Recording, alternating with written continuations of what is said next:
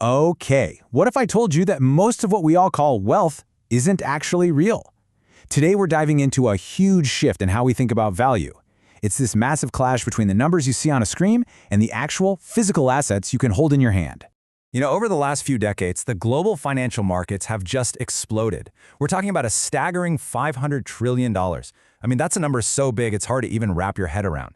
And pretty much all of it is built on promises. So the big question we're tackling today is, are those promises really unbreakable?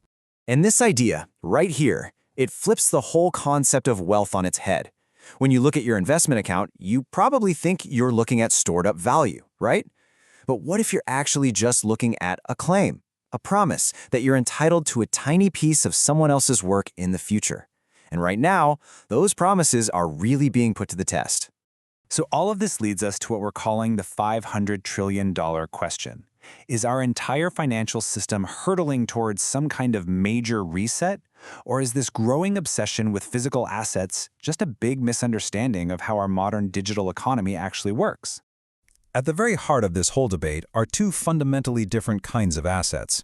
On one side, you've got your financial claims. Think stocks, bonds, even the digital cash in your wallet.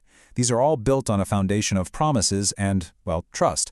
But on the other side, you have physical facts. These are the assets you can actually touch, like a building or a piece of land, things that exist whether the financial system is online or not.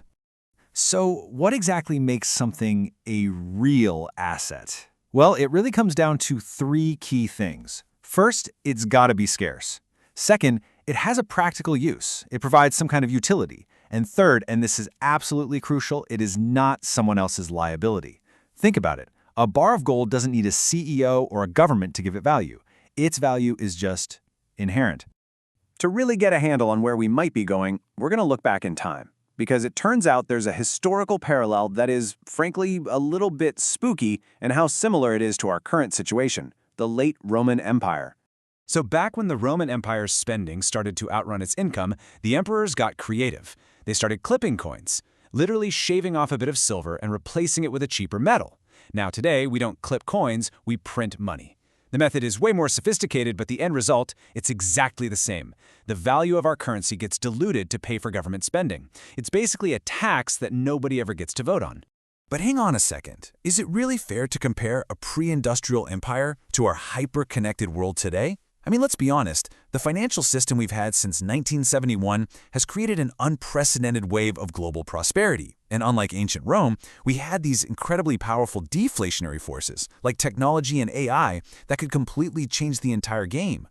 And this brings us to a really critical concept called fiscal dominance. The best way to think about it is like a financial checkmate. It's the point where a government's debt gets so massive that the central bank is totally trapped. It can't raise interest rates to fight inflation without blowing up the whole system and causing a debt crisis. So the only move left on the board is to just print more money and let the currency take the hit. All right, now we're going to get to the real philosophical core of this whole thing, the hidden risk that's lurking in almost every single financial asset you own, from your stocks all the way down to the cash in your bank account. This quote just nails it perfectly. Now, correlations go to one is just a fancy Wall Street way of saying that when things get really bad, everything that's tied to the financial system tends to move in the exact same direction, down. When panic sets in, everybody tries to run for the same tiny exit at the exact same time. Let's make this crystal clear. A stock? It's a promise from a company's management. A bond? That's a promise from a government. Even the money sitting in your bank account is really just a promise from the bank that they'll give it to you when you ask. They all have what's called counterparty risk. But a counterparty zero asset, like a gold bar or a plot of farmland, that's not a promise. It's just a physical reality. But here's the catch, and it's a big one. The financial system, with all its risks, is also what powers our modern economy. It's the engine of growth. If you decide to opt out completely, you're unplugging from that engine. So it's this classic trade-off. The hassle and the friction of owning physical stuff is the price you pay for security. And the easy, frictionless nature of digital assets, well, that's the very source of their vulnerability. So what on earth does all this mean for you and your money? Okay, let's move away from the theory and get practical with something we'll call a sovereign audit of your own finances.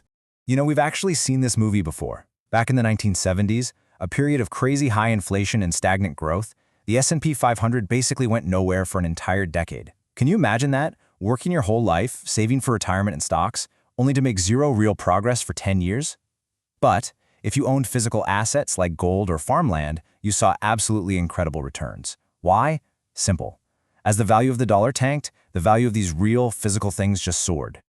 So the strategy for trying to navigate an environment like this is really a two-step process. First, you've got to conduct a personal audit to really understand how exposed you are to the traditional financial system. And then you can start building what's called a physical bridge to protect your wealth. Now, this whole physical bridge idea isn't about ditching the financial system entirely, not at all. It's about using that system to build your wealth and then moving a portion of that wealth into real physical assets to protect it. To put it simply, you make your money in digits, but you keep your money in atoms. So let's just leave you with a simple thought experiment. If the entire global banking system went completely offline for just 72 hours, no ATMs, no credit cards, no apps, what percentage of your total wealth would you actually have access to?